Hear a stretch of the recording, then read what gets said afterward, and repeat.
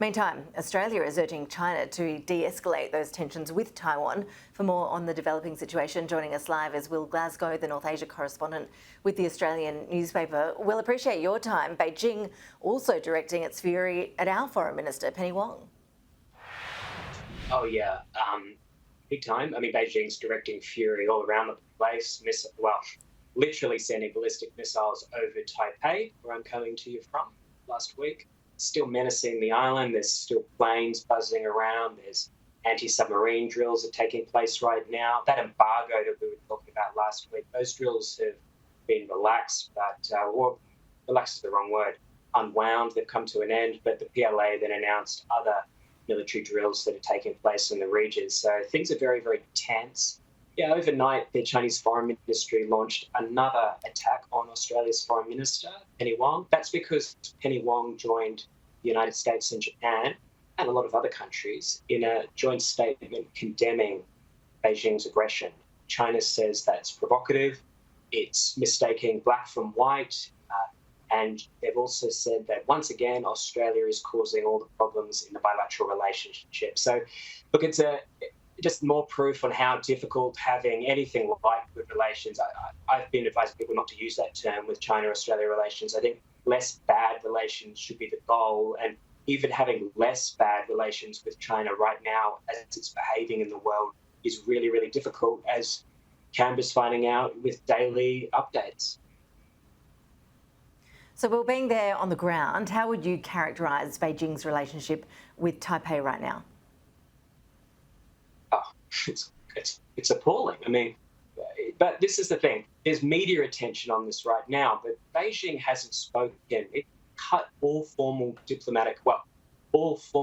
government relations with Taiwan in 2016, right? Remember all the drama in Australia about Prime Minister Morrison not being able to speak to his counterparts and no one in his ministry? That was when it went on for 2 years in Australia. Taiwan is into 6 years of that. Once again, as in the Australian example, that's not because of a decision by the Taiwanese government. That's an entirely made in China policy. Beijing ended communication when President Tsai Ing-wen was elected in 2016. So relations are atrocious. And you hear a lot about the status quo. Again, people don't, I think, understand enough. The status quo is that Taiwan, although, I'm coming from it, it's a self-governed liberal democracy of 24 million people. But the status quo is it's not allowed to say that it's officially independent. And that status quo is enforced by a threat of war from Beijing. It's been the way for almost the entire history of the People's Republic of China.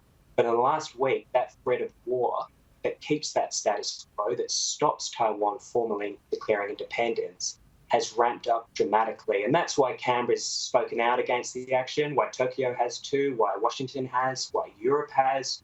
All the G7 nations joined a statement condemning Beijing's actions. Capitals all around the region are rattled by this display of PLA aggression. Canberra by no means is on its own here, although China's trying to portray it as being a bit of an outlier. That's just not true.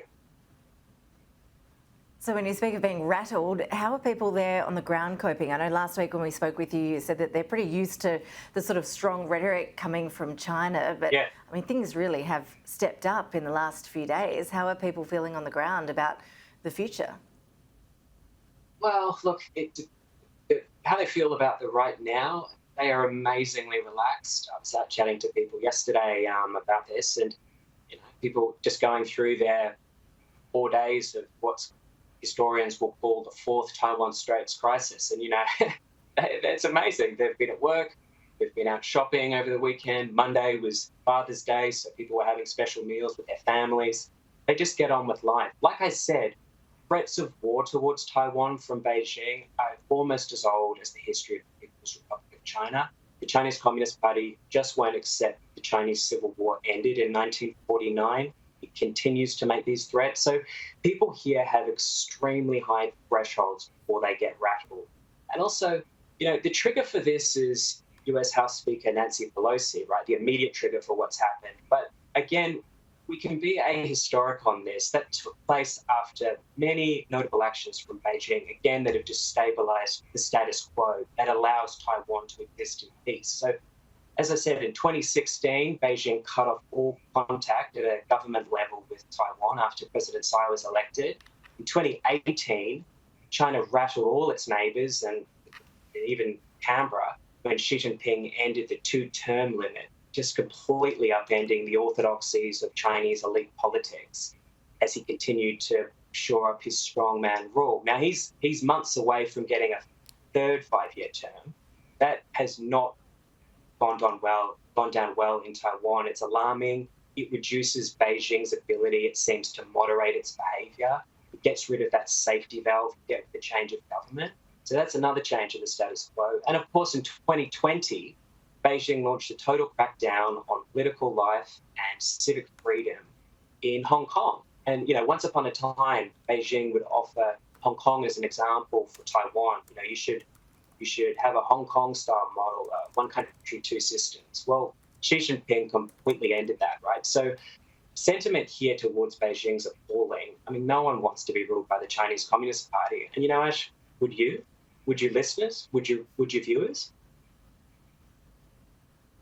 It's a very good question, and I think it's a very clear answer coming from the perspective here in Australia. Will Glasgow, really appreciate your analysis with us as always. Thanks so much. Thanks for having me.